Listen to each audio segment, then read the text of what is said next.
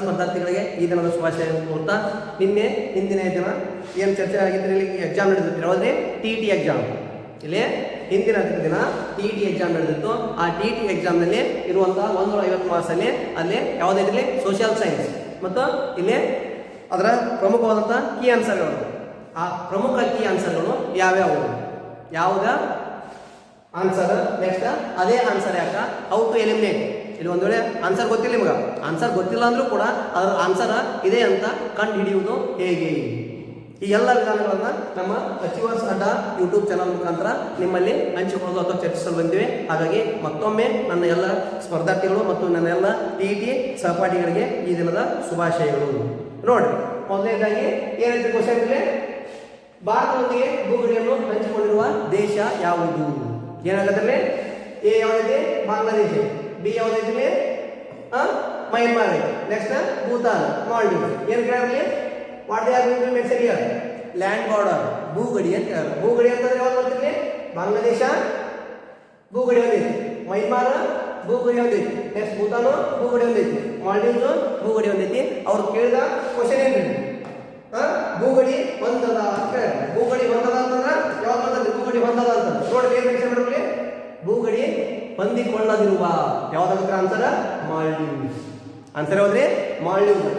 ನೋಡ್ಲಿ ಏನಿದೆ ನಮ್ಮ ಮ್ಯಾಪ್ ನೋಡಿದ್ರಲ್ಲ, ಇಲ್ಲಿ ಯಾವ್ದು ಬರ್ತೈತಿ, ಬಾಂಗ್ಲಾದೇಶ ಬರ್ತೈತಿ. ನೆಕ್ಸ್ಟ್ ಇಲ್ಲಿ ಮ್ಯಾಗ ಭೂತಾನ್ ಬರ್ತೈತಿ. ನೆಕ್ಸ್ಟ್ ಮಯನ್ಮಾರ ಇಲ್ಲೇ ಬರ್ತೈತಿ. ಹಂಗಾಗಿ ಆನ್ಸರ್ ಯಾವ್ದ್ರಿ, ಮಾಲ್ಡೀವ್ಸ್. ಯಾಕೆ ಮಾಲ್ಡೀವ್ಸ್, ಅದು ನಮ್ಮ ಭಾರತದೊಂದಿಗೆ ಜಲಗಡಿ ಹೊಂದಿರುವಂತ ರಾಷ್ಟ್ರ ಆಗೈತಿ. ಹಾಗಾಗಿ ಆನ್ಸರ್ ಯಾವ್ದ್ರಿ, ಮಾಲ್ಡೀವ್ಸ್. ನೆಕ್ಸ್ಟ್ ಒಂದು ಒಲಿಂಪಿಕ್ ಈ ನಾಗರಿಕತೆಯ ಕೊಡುಗೆಯಾಗಿದೆ. ಈ ಒಲಿಂಪಿಕ್ ಆಟ ಈಗೇನು ಆಟ ಆಡ್ತಾರಲ್ರಿ, ಈ ಒಲಿಂಪಿಕ್ ಆಟ ಯಾವ ದೇಶದಿಂದ ಬಂದಂತ ಕೊಡುಗೆ ಅಂತ ಹೇಳ್ತಾರೆ. It means it has to be belongs to the which civilisation. Okay, it has to be started in India. ಇವತ್ತು it has to be belongs to the which civilisation. It has a contribution given by whom. ಇದು ನಮ್ಮ ರಾಷ್ಟ್ರ, ಜಗತ್ತಿನಾದ್ಯಂತ Olympic ಆಟ ಆಡ್ತಾರ. ಇದು ಯಾವ ರಾಷ್ಟ್ರದ ಕೊಡುಗೆ? ಒಂದನೇ ಯಾವ್ದು, ಗ್ರೀಕ್ ಐತಿ, ಈಜಿಪ್ಟ್ ಐತಿ, ನೆಕ್ಸ್ಟ್ 3 ಚೀನಾ ಐತಿ, ಮೆಸೊಪೊಟೇಮಿಯಾ. ಯಾವ್ದಾಗುತ್ತೆ answer, Greek. From the Greece country. Greece ರಾಷ್ಟ್ರ ಏನಂತಾರ, ಆ ಗ್ರೀಸ್ ರಾಷ್ಟ್ರ ಇದು ಭಾರತದಲ್ಲಿ ಈ ಜಗತ್ತಿನಾದ್ಯಂತ ಈ ಒಲಿಂಪಿಕ್ ಆಟವನ್ನು ಪ್ರಾರಂಭಿಸಿತು. ಹಾಗಾಗಿ ಇದು ಯಾವುದೇ ರಾಷ್ಟ್ರಕ್ಕೆ ಸಂಬಂಧಿಸಿದೆ, ಯಾರ ಕೊಡುಗೆ ಅಂತ ಹೇಳ್ಬೋದು, ಗ್ರೀಕ್ ರಾಷ್ಟ್ರದ ಕೊಡುಗೆ. ನೆಕ್ಸ್ಟ್ ಅಲಹಾಬಾದ್ ಶಾಸನವು ಈ ಭಾಷೆಯಲ್ಲಿದೆ. ಅಲಹಾಬಾದ್ ಶಾಸನ ಐತಂದ್ರೆ ಅದು ಯಾವ ಭಾಷೆಯಲ್ಲಿ ಐತಿ ಅಂತ ಹೇಳಕತ್ತಾರೆ. ಯಾವ ಭಾಷೆಯಲ್ಲಿ ಐತೆ ಅಲಹಾಬಾದ್ ಶಾಸನ? It belongs to the which language? ಯಾವ ಶಾಸನ ನೋಡ್ರಿ, ಫಸ್ಟ್ ಏನೈತಿ, ಪ್ರಾಕೃತ ಐತಿ. ನೆಕ್ಸ್ಟ್ ಏನೈತಿ, ಪ್ರಾಕೃತ, ಹಿಂದಿ, ಸಂಸ್ಕೃತ, ನೆಕ್ಸ್ಟ್ ಪಾಳಿ. ಈಗ 4 ಭಾಷೆಗಳನ್ನು ಕೊಟ್ಟಾರ.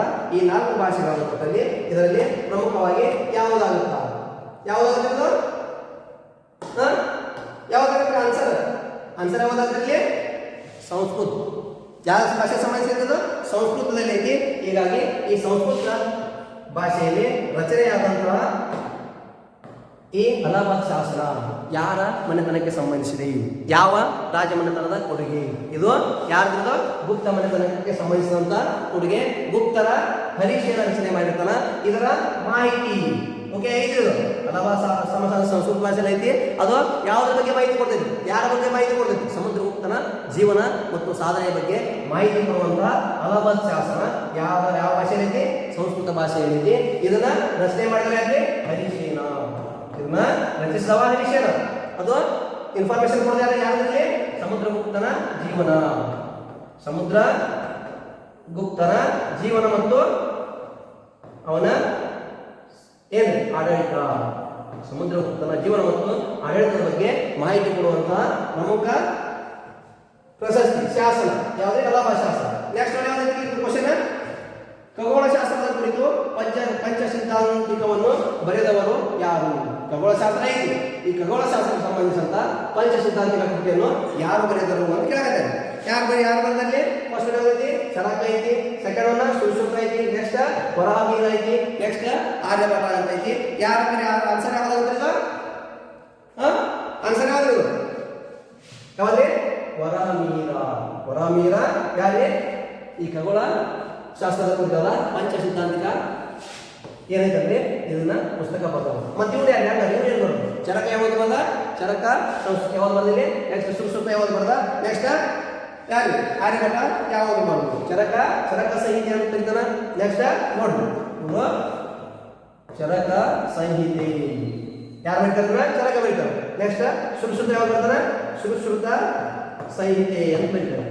ನೆಕ್ಸ್ಟ್ ಆರ್ಯಭಟ ಆರ್ಯಭಟೀಯ ಅಂತ ಬರೀತಾರೆ. ಅಂದ್ರೆ ಇಲ್ಲಿ ವರಹಮೀರ ಆನ್ಸರ್. ಯಾವುದಕ್ಕೆ ಪಂಚ ಸಿದ್ಧಾಂತವನ್ನು ಕೃತಿಯನ್ನು ರಚಿಸಿದವರು ಪುಸ್ತಕವನ್ನು ಬರೆದವರು ಯಾರಿಗೆ ವರಹಮೀರ. ನೆಕ್ಸ್ಟ್ ನಮ್ಮ ಕರ್ನಾಟಕದಲ್ಲಿರುವ ಮೂಡುಬಿದಿರೆ ಮ್ಯಾಗ ಒಂದು ಕ್ವಶನ್ ಕೇಳಿದೆ. ಏನಿದೆ ನಮ್ಮ ಕರ್ನಾಟಕದ ಮೂಡುಬಿದಿರೆ ಮ್ಯಾಗ ಮೂಡುಬಿದಿರೆಯ 1000 ಕಂಬಗಳ ಬಸಿದೆಯು ಸಂಬಂಧಿಸಿರುವುದು.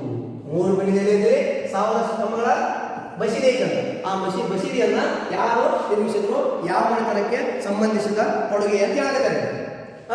ಯಾರಿಗೆಲ್ಲ ನಮ್ಮ ನಮ್ಮ ಕರ್ನಾಟಕದಲ್ಲಿ ಆಳ್ವಿಕೆ ಮಾಡಿದಂತ ಪ್ರಮುಖ ಮನೆತನಗಳು ಯಾವ್ಯಾವ? ಈ ವಿಜಯನಗರ ಆಗಿರ್ಬೋದು, ಅಥವಾ ಗಂಗರ ಆಗಿರ್ಬೋದು, ಹೊಯ್ಸಳರ ಆಗಿರ್ಬೋದು, ರಾಷ್ಟ್ರಕೂಟರ ಆಗಿರ್ಬೋದು. ಆ ಕ್ವಶನ್ ಇದು ಮೂಡುಬಿದಿರೆ 1000 ಕಂಬಗಳ ಬಸಿದೆ ಈ ಮನೆತನಗಳಲ್ಲಿ ಯಾವುದಕ್ಕೆ ಸಂಬಂಧಿಸಿದೆ? ಯಾವ ಸಂಬಂಧಿಸಿದ್ರು? ವಿಜಯನಗರ ಸಾಮ್ರಾಜ್ಯ. ವಿಜಯನಗರ ಸಾಮ್ರಾಜ್ಯ ಎಲ್ಲೈತ್ರಿ? ಪ್ರಸ್ತುತ ನಮ್ಮ ವಿಜಯನಗರ ಜಿಲ್ಲೆಯಲ್ಲಿರುವಂತಹ ಹಂಪಿ ಏನೈತಲ್ಲ ಅಲ್ಲಿ ತುಂಗಭದ್ರಾ ನದಿಯ ದಡದ ಮೇಲೆ ಸ್ಥಾಪಿಸಿದಂತ ಮನೆತನ ವಿಜಯನಗರ ಸಾಮ್ರಾಜ್ಯ. ಈ ವಿಜಯನಗರ ಸಾಮ್ರಾಜ್ಯ ಆಳ್ವಿಕೆ ಮಾಡಿದ ಅವಧಿ ಎಲ್ಲಿಂದ 1336ರಿಂದ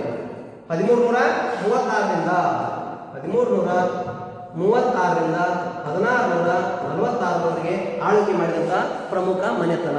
ಈ ಮನೆತನದ ಪ್ರಮುಖ ಸ್ಥಾಪಕರು ಯಾರು? ಈ ಮನೆತನದ ಪ್ರಮುಖ ಸ್ಥಾಪಕರೇ ವಿಜಯನಗರ ಸಾಮ್ರಾಜ್ಯದ ಪ್ರಮುಖ ಸ್ಥಾಪಕರು ಏನೇನು?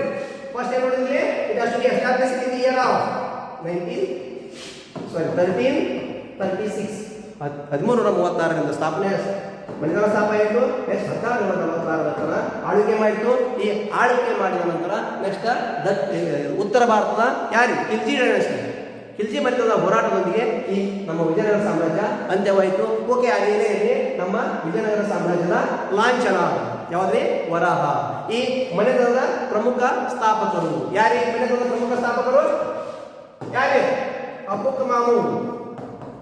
ಯಾರೇ? ಅಬ್ಬುಕ್ಕ ಮಾಮು. ಸಿಂಪಲ್ ಆಗಿ just you have to remember this code. ಏನ್ರಿ ಅಬ್ಬುಕ್ಕ ಮಾಮು ಅಂತಂದ್ರೆ ಅಕ್ಕ ಅಥವಾ ಹರಿಹರ, ಬುಕ್ಕ, ಕಮ್ಮಣ, ಮಾರಪ್ಪ, ಮುದ್ದಪ್ಪ. ಈ 4 ಜನರು ಸಹೋದರರಿಂದ ಸ್ಥಾಪಿತವಾದಂಥ ಮನೆತನೇ ವಿಜಯನಗರ ಸಾಮ್ರಾಜ್ಯ. ಇಲ್ಲಿ ನೋಡ್ರಿ ಏನೇನು ಮೂಡುಬಿದಿರೆ 1000 ಕಂಬಗಳ ಬಸಿದೆ ಫೈನಲ್ ಆಗಿ ಯಾವುದು ವಿಜಯನಗರ ಸಾಮ್ರಾಜ್ಯಕ್ಕೆ ಸಂಬಂಧಿಸಿ. ಇಷ್ಟು ಸಾಕು. ನೆಕ್ಸ್ಟ್ ಮುಂದಿನ ಕ್ಲಾಸಿನಲ್ಲಿ ವಿವರವಾದ ಮಾಹಿತಿಯನ್ನು ವಿಜಯನಗರ ಸಾಮ್ರಾಜ್ಯದ ಮಾಹಿತಿ ಕೊಡ್ತೀವಿ. ನೆಕ್ಸ್ಟ್ ನೋಡಿ, ನೆಕ್ಸ್ಟ್ ಕ್ವಶನ್, ಕರ್ನಾಟಕದಲ್ಲಿ ದೊರೆತ ಮೊದಲ ಸಂಸ್ಕೃತ ಶಾಸನ ಯಾವುದು? ಕರ್ನಾಟಕದಲ್ಲಿ ದೊರೆತ ಮೊದಲ ಸಂಸ್ಕೃತ ಶಾಸನ ಯಾವುದು? ಕರ್ನಾಟಕದಲ್ಲಿ ದೊರೆತ ಮೊದಲ ಸಂಸ್ಕೃತ ಶಾಸನ ಅಂತ ಹೇಳಿದ್ರು. ಯಾವುದು ಕರ್ನಾಟಕದಲ್ಲಿ ದೊರೆತ ಮೊದಲ ಸಂಸ್ಕೃತ ಶಾಸನ? ಯಾವುದ್ರಿ? ಪ್ರಮುಖವಾಗಿ ಯಾವುದ್ರಿ? ಕರ್ನಾಟಕದಲ್ಲಿ ದೊರೆತ ಸಂಸ್ಕೃತ ಶಾಸನ ಅಂದ್ರೆ ಇಲ್ಲಿ ಯಾವುದೇ ಕನ್ನಡ ಶಾಸನ ಅಂತ ಹೇಳಿಲ್ಲ. ನೆಕ್ಸ್ಟ್ ಯಾವುದೇ ಹೇಳಿಲ್ಲ. ಅವ್ರು ಕೇಳಿದವರಿಗೆ ಸಂಸ್ಕೃತ ಅಂತ ಕೇಳಿದ್ರು. ಸಂಸ್ಕೃತ ಅಂದ ಯಾವುದಾದ ಆನ್ಸರ್? ತಾಳಗುಂದ ಶಾಸನ. ಯಾವುದೇ? ತಾಳಗುಂದ ಶಾಸನ. ಇದು ಹಲ್ಮಿಡಿ ಶಾಸನ ಇದೆ, ಕರ್ನಾಟಕದ ಕನ್ನಡ ಮೊದಲ ಶಾಸನ. ಇಲ್ಲಿ ಅವ್ರು ಕೇಳಿದ್ದು ಸಂಸ್ಕೃತ ಶಾಸನ ಅಂತಾರೆ. ಸಂಸ್ಕೃತ ಶಾಸನ ಅಂತಂದ್ರೆ ತಾಳಗುಂದ ಶಾಸನ. ಕನ್ನಡ ಶಾಸನ ಅಂತಂದ್ರೆ ಇಲ್ಲಿ ಹಲ್ಮಿಡಿ ಶಾಸನ ಆಗಿತ್ತು. ಅವ್ರು ಕೇಳಿದ್ದು ಸಂಸ್ಕೃತ ಶಾಸನ ಕೇಳ. ಹಾಗಾಗಿ ಯಾವುದೇ ತಾಳಗುಂದ ಶಾಸನ ಕರ್ನಾಟಕದ ಮೊದಲ ಸಂಸ್ಕೃತ ಶಾಸನ. ನೆಕ್ಸ್ಟ್ ತೆಲಂಗಿ ರಾಮಕೃಷ್ಣ ಬರೆದ ಕೃತಿ ಯಾವುದು? ಯಾರೇ? ತೆಲಂಗಿ ರಾಮಕೃಷ್ಣ ಕೃತಿ ಬರೆದಂತ ಆ ಕೃತಿ ಯಾವುದು ಅಂತ ಕೇಳಿದೆ. ಯಾವುದು ತೆಲಂಗಿ ರಾಮಕೃಷ್ಣ ಬರೆದಂತ ಕೃತಿ? ಯಾವುದು ತೆಲಂಗಿ ರಾಮಕೃಷ್ಣ ಬರೆದಂತ ಕೃತಿ ಇದೆ ನೋಡ್ರಿ. ಯಾರ್ಯಾರು ಆಪ್ಷನ್ಸ್? ಪಾರಿಜಾತ ಪರಿಣಯಂ, ಉಬರ ರಾಜ್ಯ ಚರಿತಂ, ಮಧುರಾ ವಿಜಯಂ, ಮನು ಚರಿತಂ. ತೆಲಂಗಿ ರಾಮಕೃಷ್ಣ ಈ 4ರಲ್ಲಿ ಬರೆದಂತ ಪ್ರಮುಖ ಕೃತಿ ಯಾವುದು? ಯಾವ್ದು ಪ್ರಮುಖ ಕೃತಿ ರೀ? ಸೆಕೆಂಡ್ ಯಾವ್ದೈತಿ? ಉಬಟ ರಾಜ ಚರಿತಂ. ಯಾರಿದ್ರ ಬರೆದವರು? ತೆಲಂಗಿ ರಾಮಕೃಷ್ಣ. ನೆಕ್ಸ್ಟ್ ಕ್ವಶನ್, ಇದನ್ನ ಯಾರು ಮಾಡಿದ್ರೆ? ಮನು ಚರಿತಂ. ಮನು ಚರಿತಮ್ಮ ಅಲ್ಲಾಸಾನಿ ಪೆದ್ದಣ್ಣ ಬರೀತಾರೆ. ಇವೆಲ್ಲ ಪ್ರಮುಖ ಕೃತಿಗಳು ಕರೆಕ್ಟ್ ಆಗಿ ಓದ್ಕೊಂಡಿದ್ರಿ ಅಂತಂದ್ರೆ then you can able to be understood well manner. Next one, ಡೇವಿಡ್ನ ಪ್ರತಿಮೆಯನ್ನು ನಿರ್ಮಿಸಿದವರು ಯಾರು? ಇಲ್ಲಿ ಡೇವಿಡ್ನ ಪ್ರತಿಮೆ ಐತಿ, ಆ ಪ್ರತಿಮೆಯನ್ನ ನಿರ್ಮಿಸಿದಂತ ಪ್ರಮುಖ ವ್ಯಕ್ತಿ ಯಾರು ಅಂತ ಕೇಳಾಕತ್ತಾರೆ. ಯಾರು ಮಾಡಿದವರು? ಡೊನೆಟಲ್ಲೋ. ನೆಕ್ಸ್ಟ್, ಭಾರತ ಸಂವಿಧಾನದಲ್ಲಿ ಮೂಲಭೂತ ಕರ್ತವ್ಯವನ್ನು ಅಳವಡಿಸಲಾದ ವರ್ಷ. ಓಕೆ, ನಮ್ಮ ಭಾರತ ಸಂವಿಧಾನ ಜಾರಿಗೆ ಬಂತು ಯಾವಾಗ ಬಂದ್ರಿ? 1949 ನವೆಂಬರ್ 26 ನಮ್ಮ ಭಾರತ ಸಂವಿಧಾನವನ್ನು ರಚನೆ ಆಯಿತು. ನೆಕ್ಸ್ಟ್ ಅಧಿಕೃತವಾಗಿ 1950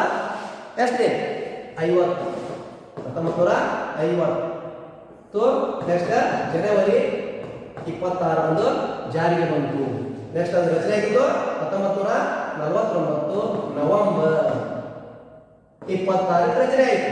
ಇದು ರಚನೆಯ ದಿನ, ಇದು ಜಾರಿಗೆ ಬಂದ ದಿನ. ಯಾವುದು? ಸಂವಿಧಾನ. ಅದಕ್ಕೆ ನೋಡಿರ್ಬೇಕಂದ್ರೆ ಸಂವಿಧಾನದಲ್ಲಿ ಮೂಲಭೂತ ಕರ್ತವ್ಯಗಳನ್ನು ಅಳವಡಿಸಲಾದ ವರ್ಷ ಯಾವಾಗ ನಾವು ನಮ್ಮ ಸಂವಿಧಾನದಲ್ಲಿ ಮೂಲಭೂತ ಕರ್ತವ್ಯಗಳನ್ನು ಅಳವಡಿಕೆ ಮಾಡಿದ್ವಿ.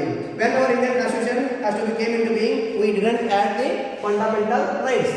ಮೂಲಭೂತ ಕರ್ತವ್ಯಗಳು ಇದ್ದಿದ್ದಿಲ್ಲ. ಭಾರತದಲ್ಲಿ 1976 ಏನ್ ಮಾಡಿದ್ವಿ? 42ನೇ ತಿದ್ದುಪಡಿ ಮುಖಾಂತರ ಏನ್ ಸೇರ್ಪಡೆ ಮಾಡಿದ್ವಿ? ಕರ್ತವ್ಯಗಳನ್ನ ಏನ್ ಮಾಡಿದ್ವಿ? ಯಾರು ಮಾಡಿದ್ವಿ? ಈ ಕರ್ತವ್ಯಗಳನ್ನ ಯಾವ ರಾಷ್ಟ್ರದಿಂದ ಎರವಲಾಗಿ ಪಡೆದವು? ಈ ಮೂಲಭೂತ ಕರ್ತವ್ಯಗಳನ್ನ ರಷ್ಯಾ ದೇಶದಿಂದ ಎರವಲಾಗಿ ಪಡೆದುಕೊಂಡೆವು. ಯಾವುದೇ ಸಂವಿಧಾನದಲ್ಲಿ ಅಳವಡಿಕೆ ಮಾಡಿದಂತ ಮೂಲಭೂತ ಕರ್ತವ್ಯಗಳನ್ನ ರಷ್ಯಾ ದೇಶದಿಂದ ತಗೊಂಡ್ವಿ. ಅದು 1976 42ನೇ ತಿದ್ದುಪಡಿ ಮುಖಾಂತರ ನಮ್ಮ ಭಾರತದ ಸಂವಿಧಾನಕ್ಕೆ ಎಷ್ಟಿದೆ? 4A ಭಾಗದಲ್ಲಿ 4A ಭಾಗದಲ್ಲಿ ಸೇರ್ಪಡೆ ಮಾಡಿದೆವು. ನೆಕ್ಸ್ಟ್ ಒನ್, ಸಂವಿಧಾನ ರಚನಾ ಸಭೆಯಲ್ಲಿದ್ದ ಮಹಿಳೆಯರ ಸಂಖ್ಯೆ ಏನಾದ್ರು? ನೆಕ್ಸ್ಟ್ ಇಲ್ಲಿ ನಮ್ಮ ಭಾರತ ಸಂವಿಧಾನ ಐತಿ, ರಚನಾ ಆಗೈತಿ. ನಮ್ಮ ಭಾರತ ಸಂವಿಧಾನ ರಚನೆ ಆಗಬೇಕಾಯ್ತು ಅಂತಂದ್ರೆ ಅಲ್ಲಿ ಮಹಿಳಾ ಸದಸ್ಯರು ಎಷ್ಟು ಜನ ಇದ್ವು ಅಂತ ಕೇಳಾಕತ್ತಾರೆ. ಎಷ್ಟೈತಿ? 12 ಐತಿ, 14, ನೆಕ್ಸ್ಟ್ 15, ನೆಕ್ಸ್ಟ್ 16 ಅಂತ ಐತಿ. ಯಾವ್ದು ಆನ್ಸರ್? 14 ಸರಿಯಾದ ಉತ್ತರ. ನೆಕ್ಸ್ಟ್, ಭಾರತ ಚುನಾವಣಾ ಆಯೋಗದ ಕೇಂದ್ರ ಕಚೇರಿ ಇರುವುದು ಎಲ್ಲಿ? ನಮ್ಮ ಭಾರತದಲ್ಲಿ election commission of India has to be establish. ನಮ್ಮ ಭಾರತದಲ್ಲಿ ಏನೈತಿ? ಚುನಾವಣಾ ಆಯೋಗ ಐತಿ. ಈ ಚುನಾವಣಾ ಆಯೋಗ ಯಾವಾಗ ಏನೈತಿ? ಎಲ್ಲಿ ಐತಿ? It has to be located in which place in India? ನಮ್ಮ ಭಾರತದಲ್ಲಿ ಯಾವ ಪ್ರದೇಶದಲ್ಲಿ ಐತಿ? ನವದೆಹಲಿಯಲ್ಲಿ ಐತಿ. ನೆಕ್ಸ್ಟ್ ಏನಾಗುತ್ತೆ? ನೆಕ್ಸ್ಟ್ ಕ್ವಶನ್ ಏನೈತಿ?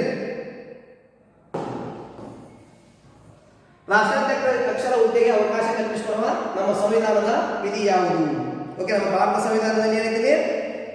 ಭಾರತ ಸಂವಿಧಾನದಲ್ಲಿ ರಾಷ್ಟ್ರಾಧ್ಯಕ್ಷರ ಹುದ್ದೆ ಐತಿ. ಈ ರಾಷ್ಟ್ರಾಧ್ಯಕ್ಷರ ಹುದ್ದೆ ಐತಿ ಅಂತಂದ್ರೆ ಈ ರಾಷ್ಟ್ರಾಧ್ಯಕ್ಷರ ಹುದ್ದೆಗೆ ಅವಕಾಶ ಕಲ್ಪಿಸಿಕೊಟ್ಟಂತ ನಮ್ಮ ಸಂವಿಧಾನದ ವಿಧಿ ಯಾವುದು? ಯಾವ್ದು ನಮ್ಮ ಸಂವಿಧಾನದ ವಿಧಿ ಯಾವ್ದ್ರಿ? 52 ವಿಧಿ 52. ಅವು ಎಷ್ಟು ಕೊಟ್ಟರು ನೋಡಿ? ವಿಧಿ 52 ನಮ್ಮ ಸಂವಿಧಾನದಲ್ಲಿ ರಾಷ್ಟ್ರಾಧ್ಯಕ್ಷರ ಹುದ್ದೆಗೆ ಅವಕಾಶ ಕಲ್ಪಿಸಿಕೊಟ್ಟೆ. ಹಂಗಾರ 54 ಏನ್ರಿ? 55 ಏನ್ರಿ? ನೆಕ್ಸ್ಟ್ 79 ಏನ್ರಿ? 54 ಏನಂಗಾರ ನಮ್ಮ ಸಂವಿಧಾನದಲ್ಲಿ ಅದಾವ, ಇವು ಕೂಡ ಅದಾವು. ಈ 54 ಏನೈತಿ? ಎಕ್ಸಿಕ್ಯೂಟಿವ್ ಪವರ್, ಕಾರ್ಯಾಂಗದ ಅಧಿಕಾರದ ಕುರಿತು ಮಾಹಿತಿ ಕೊಡುವುದು 54. ನೆಕ್ಸ್ಟ್ 55 ಏನಾಗುತ್ತೆ ಇಲ್ಲಿ? The election commission of India, ಚುನಾವಣಾ ಆಯೋಗ.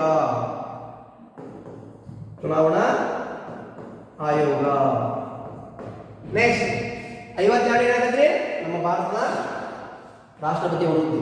ನಮ್ಮ ಭಾರತದ ಕೇಂದ್ರ ಸರ್ಕಾರದಲ್ಲಿ ಬರುವಂತಹ ಇದೊಂದು ಭಾರತದ ಪ್ರಮುಖ ಹುದ್ದೆ. ಈ ಕೇಂದ್ರ ಸರ್ಕಾರದ ಕುರಿತು ಮಾಹಿತಿ ನೀಡುವಂತಹ ವಿಧಿಗಳು ಎಲ್ಲಿಂದ ಇದ್ದಾರೆ? 52ರಿಂದ ಎಲ್ಲಿದ್ದಾರೆ?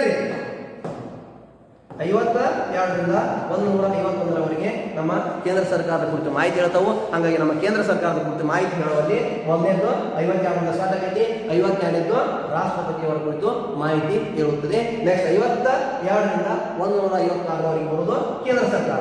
ನೆಕ್ಸ್ಟ್ 79. ನೆಕ್ಸ್ಟ್ 79 ಏನಾಗ್ತದೆ ಇಲ್ಲಿ? Formation of the parliament,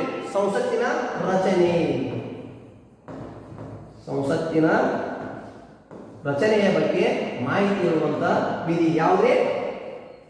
79. ಒಟ್ಟಾರೆಯಾಗಿ ಏನ್ ತಿಳಿದಿರಲಿ, ನಮ್ಮ ಭಾರತ ರಾಷ್ಟ್ರಪತಿ ಹುದ್ದೆಗೆ ಅವಕಾಶ ಕಲ್ಪಿಸಿಕೊಟ್ಟಿದ್ದು 52ನೇ ವಿಧಿ. ಹಂಗಾಗಿ ಉಳಿದು ಯಾವ್ಯಾವಲ್ಲ, ಉಳಿದು ಏನೇನದ ಅಂತ ಹೇಳಿದ್ವಿ. ಒಂದು ಕಾರ್ಯಾಂಗದ ಅಧಿಕಾರ ಹೇಳ್ತೈತಿ 54ನೇದು, 55 ಚುನಾವಣಾ ಆಯೋಗದ ಬಗ್ಗೆ ಹೇಳ್ತೈತಿ. ನೆಕ್ಸ್ಟ್ ಸಂಸತ್ತಿನ ರಚನೆಯ ಬಗ್ಗೆ 79 ಹೇಳ್ತೈತಿ. This is the major idea about the our Indian parliament and our president. ನಮ್ಮ ಭಾರತದ ರಾಷ್ಟ್ರಪತಿಯವರ ಬಗ್ಗೆ ಕೂಡ ಮಾಹಿತಿ ಕೊಡ್ತೈತಿ. ನೆಕ್ಸ್ಟ್ ಯಾವ್ದು ನೋಡ್ರಿ, ನೆಕ್ಸ್ಟ್ ಪೇಜ್ ಏನೈತಿ ನೋಡ್ರಿ.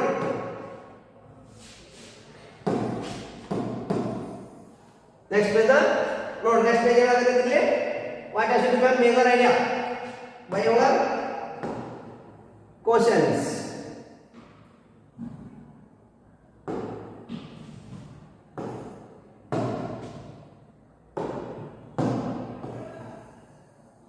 ನೋಡ್ ನೆಕ್ಸ್ಟ್ ಕ್ವಶನ್. ಭಾರತೀಯ ವಾಯುಪಡೆ ದಿನವನ್ನು ಆಚರಿಸುವುದು. ನಮ್ಮ ಭಾರತದಲ್ಲಿ ಏನ್ ಮಾಡ್ತೀವಿ, ವಾಯುಪಡೆ ಆಚರಣೆ ಮಾಡ್ತೀವಿ. ಅಂದ್ರೆ ಏರ್ವೇ ದಿನಾಚರಣೆ ಆಚರಣೆ ಮಾಡ್ತೀವಿ. ಆ ದಿನ ಆಚರಣೆ ಮಾಡುವ ದಿನ ಯಾವುದು, ಡೇಟ್ ಯಾವುದು ಅಂತ ಹೇಳಕತ್ತಾರೆ. ಯಾವ್ದ್ರ ಡೇಟ್ ಅದು? ಒಂದೇ ದಿನ ಫಸ್ಟ್ ಅಲ್ಲಿ ಅಕ್ಟೋಬರ್ 8. ನೆಕ್ಸ್ಟ್ ಎರಡನೇ ದಿನ ಇಲ್ಲಿ ಡಿಸೆಂಬರ್ 4. ಮೂರನೇ ಫೆಬ್ರವರಿ 1. ನೆಕ್ಸ್ಟ್ ಏನಾಗುತ್ತೆ ಮೇ 8. ಹಾಗಾದರೆ ನಮ್ಮ ಭಾರತೀಯ ವಾಯುಪಡೆ ದಿನವನ್ನು ಆಚರಿಸುವಂತ ಪ್ರಮುಖ ದಿನ ಯಾವುದು? ಯಾವುದೇ ಅಕ್ಟೋಬರ್ 8. ಅಕ್ಟೋಬರ್ 8ರಂದು ನಮ್ಮ ಭಾರತದಾದ್ಯಂತ ವಾಯುಪಡೆ ದಿನಾಚರಣೆಯನ್ನು ಆಚರಣೆ ಮಾಡ್ತೀವಿ. ಹಂಗಾರೆ ಡಿಸೆಂಬರ್ 4 ಏನ್ರಿ, ನೆಕ್ಸ್ಟ್ ಫೆಬ್ರವರಿ 1 ಏನ್ರಿ, ನೆಕ್ಸ್ಟ್ ಇದ್ರಿ ಮೇ 8 ಏನ್ರಿ, ಡಿಸೆಂಬರ್ 4 ನೌಕಾಪಡೆ ದಿನ. ಯಾವುದ್ರದ್ದು? ನೌಕಾಪಡೆಯ ದಿನವನ್ನು ಡಿಸೆಂಬರ್ 4ರಂದು ಆಚರಣೆ ಮಾಡ್ತೀವಿ. ನೆಕ್ಸ್ಟ್ ಫೆಬ್ರವರಿ ಕರಾವಳಿ ರಕ್ಷಣಾ ಪಡೆ. ಕರಾವಳಿ ರಕ್ಷಣಾ ಪಡೆಯ ಕುರಿತು ಮಾಹಿತಿ ಹೇಳುತ್ತೀವಿ. ನೆಕ್ಸ್ಟ್ ಯಾವುದೈತಿ? ಮೇ 8. ಮೇ 8 ಏನಾದ್ರು ಹೇಳ್ತಿರ್ಲಿ, ವಿಶ್ವ ರೆಡ್ ಕ್ರಾಸ್ ದಿನಾಚರಣೆ. ಮೇ 8 ಏನ್ರಿ, ವಿಶ್ವ ರೆಡ್ ಕ್ರಾಸ್ ದಿನಾಚರಣೆ. ನೋಡ್ರಿ ಒತ್ತಾಗ ಏನೈತಿಲ್ಲಿ, ನಾವು ಒಂದು ಕ್ವಶನ್ ಬಿಡಿಸಕ್ ಹೋದ್ವಿ ಅಂತಂದ್ರೆ ಎಷ್ಟು ಆನ್ಸರ್ ಬಂದ್ರಿ ಇಲ್ಲಿ? 4 ಆನ್ಸರ್ ಗೊತ್ತದ. ಯಾಕೆ 4 ಆನ್ಸರ್ ಗೊತ್ತದ್ರಿ? ಮೊದಲನೇದಾಗಿ ಏನು ನೋಡಿದ್ರಿ, ಭಾರತದಲ್ಲಿ ಆಚರಣೆ ಮಾಡುವ ವಾಯುಪಡೆ ದಿನವನ್ನು ಆಚರಣೆ ಮಾಡ್ತೀವಿ. ಏರ್ವೇ ದಿನಾಚರಣೆ ಆಚರಣೆ ಮಾಡ್ತೀವಿ. We are going to be celebrated in airway in which date in every year, which is that one, that is October 8. October 8ರಂದು ಆಚರಣೆ ಮಾಡ್ತೀವಿ. ನೆಕ್ಸ್ಟ್ ಅದೇ ರೀತಿ ಡಿಸೆಂಬರ್ 4 ಏನು ಮಾಡ್ತೀವಿ, ನೌಕಾಪಡೆಯ ದಿನವಾಗಿ ಆಚರಣೆ ಮಾಡ್ತೀವಿ. ನೆಕ್ಸ್ಟ್ ಫೆಬ್ರವರಿ 1 ಏನು ಮಾಡ್ತೀವಿ, ಕರಾವಳಿ ರಕ್ಷಣಾ ಪಡೆಯ ದಿನವಾಗಿ ಆಚರಣೆ ಮಾಡ್ತೀವಿ. ನೆಕ್ಸ್ಟ್ ಯಾವುದು? ಮೇ 8 ವಿಶ್ವ ರೆಡ್ ಕ್ರಾಸ್ ದಿನಾಚರಣೆಯಲ್ಲಿ ಆಚರಣೆ ಮಾಡ್ತೀವಿ. ಹೀಗಾಗಿ ನಮ್ಮ ಕರ್ನಾಟಕದ ಪ್ರಮುಖ ಡೇಟ್ಗಳು 4 ಕೂಡ ಇಂಪಾರ್ಟೆಂಟು. ನೆಕ್ಸ್ಟ್ ಇಲ್ಲಿ ಇದಕ್ಕೊಂದು ಕ್ಯಾಲ್ರಿ, ಈ 4 ಡೇಟು ನೆಕ್ಸ್ಟ್ ಬ್ಯಾರೆ ಕಲ್ಪಕ್ಕವು ಅಂತಂದ್ರೆ ನಿಮ್ಗೆ ಎಲಿಮಿನೇಷನ್ ಮೆಥಡ್ ಆಗಿರ್ಬೋದು, ಅಥವಾ ಯಾವುದೇ ವಿಧಾನದಲ್ಲಿ ನಿಮ್ಗೆ ನೆಕ್ಸ್ಟ್ ಎಕ್ಸಾಮ್ಗೆ ಯಾವುದೇ ಎಕ್ಸಾಮ್ಗೆ ಕೇಳಿದಾಗ ಇದು ಇಂಡೈರೆಕ್ಟ್ ಆಗಿ ನಿಮಗೆ ಅತ್ಯಧಿಕ ಉಪಯೋಗವಾದಂತಹ ಮಾಹಿತಿ ಅಂತ ಹೇಳ್ಬೋದು. ನೆಕ್ಸ್ಟ್ ಒನ್, ಆಂಟೀಸ್ ಪರ್ವತ ಸರಣಿ ಇರುವ ಖಂಡ. ಓಕೆ ನಮ್ಮ ಯಾವುದೇ ವಿಶ್ವದಲ್ಲಿ ಆಂಟೀಸ್ ಪರ್ವತಗಳು ಇರುವ ಖಂಡ ಏನೈತಿ? ಒಂದು ದಕ್ಷಿಣ ಅಮೆರಿಕ ಐತಿ, ನೆಕ್ಸ್ಟ್ ಯಾವುದೈತ್ರಿ, ಏಷ್ಯಾ ಐತಿ, ಆಫ್ರಿಕಾ ಐತಿ, ನೆಕ್ಸ್ಟ್ ಯುರೋಪ್ ಐತಿ. ಇದರಲ್ಲಿ ಪ್ರಮುಖವಾಗಿ ಎಲ್ಲಿ ಕಂಡು ಬರ್ತೈತಿ? ಯಾವುದೇ ಆಂಟೀಸ್ ಪರ್ವತಗಳು. ಆಂಟೀಸ್ ಪರ್ವತಗಳು ಪ್ರಮುಖವಾಗಿ ಕಂಡು ಬರುವುದು ಎಲ್ಲಿ ಕಂಡು ಬರ್ತಾವ್ರಿ? It has to be located in ಎಲ್ರಿ? South America. ನಮ್ಮ ವಿಶ್ವದಲ್ಲಿರುವಂತಹ ಸೌತ್ ಅಮೆರಿಕ ಇರುತ್ತಲ್ಲ, ಈ ಸೌತ್ ಅಮೆರಿಕಾದಲ್ಲಿ ಆಂಟೀಸ್ ಪರ್ವತಗಳು ಕಂಡು ಬರ್ತವೆ. ಆನ್ಸರ್ ಯಾವುದೇ? South America. Next one, next ಮತ್ತೆ ಯುರೋಪ್ದಾಗ ಏನು ಕಂಡು ಬರ್ತಾವೆ, ಏಷ್ಯಾದಾಗ ಏನು ಕಂಡು ಬರ್ತಾವೆ, ಆಫ್ರಿಕಾದಲ್ಲಿ ಏನೇನು ಕಂಡು ಬರ್ತಾವೆ ಅಲ್ಲಿ ಆಯ್ತು. ಓಕೆ, ಮತ್ತೆ ಉಳಿದ್ರಿ ಏಷ್ಯಾದಾಗ ಏನು ಕಂಡು ಬರ್ತಾವೆ?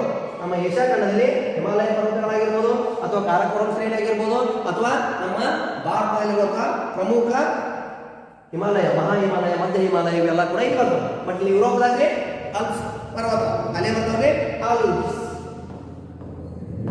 ನೆಕ್ಸ್ಟ್ ಆಫ್ರಿಕಾದಲ್ಲಿ it means there is Africa in our world. ಅಲ್ಲಿ ಕಂಡು ಬರ್ತಾವ್ರಿ.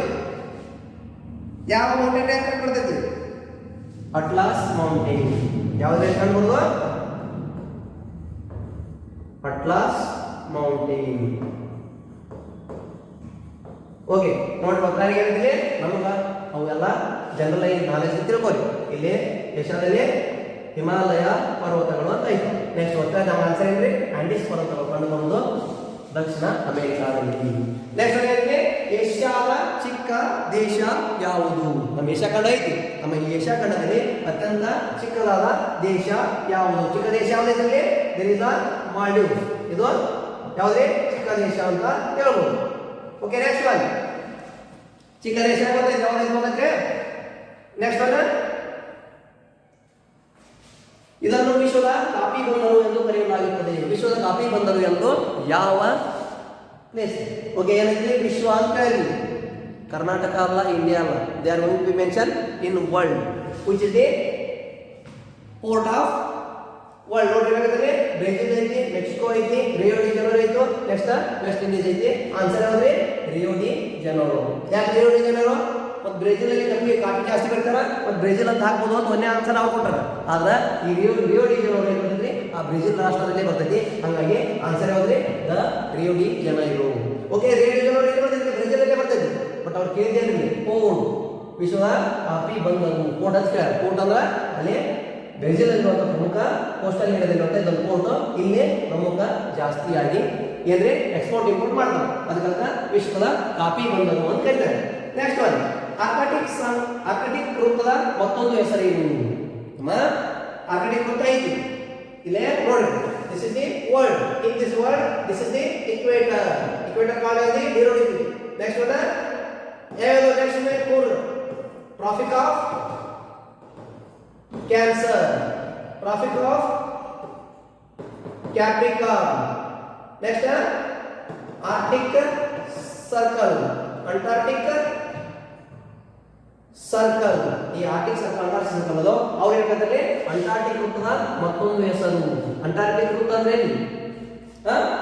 ಯಾವ್ದು ಅಂಟಾರ್ಟಿಕ್ ಸರ್ಕಲ್ ಇರುತ್ತಲ್ಲ ಈ ಅಂಟಾರ್ಟಿಕ್ ವೃತ್ತದ ಮತ್ತೊಂದು ಹೆಸರು. ಇದು 0 ಡಿಗ್ರಿ ಐತಿ, ಇದು 23, 1/2, 66, 1/2, 23 and half, 66 and half ಐತಿ. ಈಗ ಅವ್ರು ಏನು ಹೇಳಿದ್ರೆ ಆರ್ಕಿಡ್ ವೃತ್ತದ ಮತ್ತೊಂದು ಹೆಸರು. ಆರ್ಕಿಡ್ ವೃತ್ತದಲ್ಲಿ ಇಕ್ವೇಟರ್ನ ಕೆಳಗೈತಿ. ಹಂಗಾಗಿ ಯಾವ್ದಾದ್ರು ಆನ್ಸರ್ ಯಾವ್ದಾಗುತ್ತೆ 66 ದಕ್ಷಿಣ ಅಕ್ಷಾಂಶ.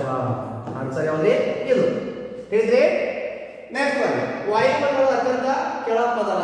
ನಮ್ಮ ಭಾರತ ಅಲ್ಲ ನಮ್ಮ ವಿಶ್ವದಲ್ಲಿ ವಾಯುಮಂಡಲದಲ್ಲಿ ಈ ವಾಯುಮಂಡಲದಲ್ಲಿ ಅತ್ಯಂತ ಕೆಳಪದರ ಯಾವುದು ಅಂತ ಹೇಳಿದ್ರೆ ಅಂದ್ರೆ ಕೆಳಗಿನ ಪದರ ಯಾವುದೇ ಲೇಯರ್ಸ್ ಅದಾವ. The layers has to be divided different based on their performance. ಅವುಗಳ ಕಾರ್ಯಗಳ ಆಧಾರದ ಮೇಲೆ ಇಲ್ಲಿ ಲೇಯರ್ಸ್ ಅದಾವು. ಲೇಯರ್ಸ್ ನ ಹೆಸರುಗಳು ಏನು ಅಂತ ಆಗಿದ್ರು. ಆ ಲೇಯರ್ಸ್ ಯಾವುದಾದ್ರೆ ಮೊದಲನೇದಾಗಿ ಒಂದು ಟ್ರೋಪೋಸ್ಫಿಯರ್ ಐತಿ, ಸ್ಟ್ರಾಟೋಸ್ಫಿಯರ್ ಐತಿ, ಮೆಸೋಸ್ಫಿಯರ್ ಐತಿ, ಮತ್ತೆ ಟ್ರೋಪೋಸ್ಫಿಯರ್ ಟ್ರೋಪೋಪಾಸ್ ಐತಿ, ನೆಕ್ಸ್ಟ್ ಎಕ್ಸೋಸ್ಫಿಯರ್ ಅಂತ ಇದೆ. ಹಾಗಾಗಿ ಅವ್ರು ಏನಿದ್ದಂಗೆ ನಮ್ಮ ವಾಯುಮಂಡಲದ ಅತ್ಯಂತ ಕೆಳಪದರ ಒಂದೇದು ಯಾವ್ದ್ರಿ ಟ್ರೋಪೋಸ್ಫಿಯರ್. ಟ್ರೋಪೋಸ್ಫಿಯರ್ಗೆ ಅಂದ್ರ ಕನ್ನಡದಲ್ಲಿ ಯಾವ್ದು ಕನ್ನಡದಲ್ಲಿ ಪರಿವರ್ತನಾ ಮಂಡಲ. ಯಾವುದೇ answer there is a which is that one the ಪರಿವರ್ತನಾ ಮಂಡಲ ಎಂಬುದು ಇದಕ್ಕೆ ಕರೆಕ್ಟ್ ಆದಂತ ಆನ್ಸರ್ ಅಂತ ಹೇಳ್ಬೋದು. ನೆಕ್ಸ್ಟ್ ಉಷ್ಣತಾ ಮಂಡಲ ಅಂದ್ರೆ ಏನು? ಮಧ್ಯಂತರ ಮಂಡಲ, ಸಮೋಷ್ಣ ಮಂಡಲ ಅವು ಎಲ್ಲಿ ಬರ್ತವೆ? ಅವು ಉಳಿದು ಎಲ್ಲಿ ಬರ್ತವೆ? ಯಾವುದು ಒಂದೇದ ಯಾವ್ದು ಟ್ರೋಪೋಸ್ಫಿಯರ್, ಯಾವುದು ಪರಿವರ್ತನಾ ಮಂಡಲ. ನೆಕ್ಸ್ಟ್ ಎರಡನೇది ಸಮೋಷ್ಣ ಮಂಡಲ, ನೆಕ್ಸ್ಟ್ ಮಧ್ಯಂತರ ಮಂಡಲ, ನೆಕ್ಸ್ಟ್ ಥರ್ಮೋಸ್ಫಿಯರ್ ಉಷ್ಣತಾ ಮಂಡಲ, ನೆಕ್ಸ್ಟ್ ಎಕ್ಸೋಸ್ಫಿಯರ್ ಬಾಹ್ಯ ಮಂಡಲ ಅಂತ. ಇದರಲ್ಲಿ ನಮಗೆ ಪ್ರಮುಖವಾಗಿ ಕಂಡು ಬರುವುದೇನ್ರಿ ವಾಯುಮಂಡಲ ಕೆಳಪದ ಯಾವ್ದು ಅಂದ್ರೆ ಈ ಪರಿವರ್ತನಾ ಮಂಡಲ. ತಿಳಿದ್ರ ಆನ್ಸರ್? Okay next one ಯಾವ್ದೈತಿ?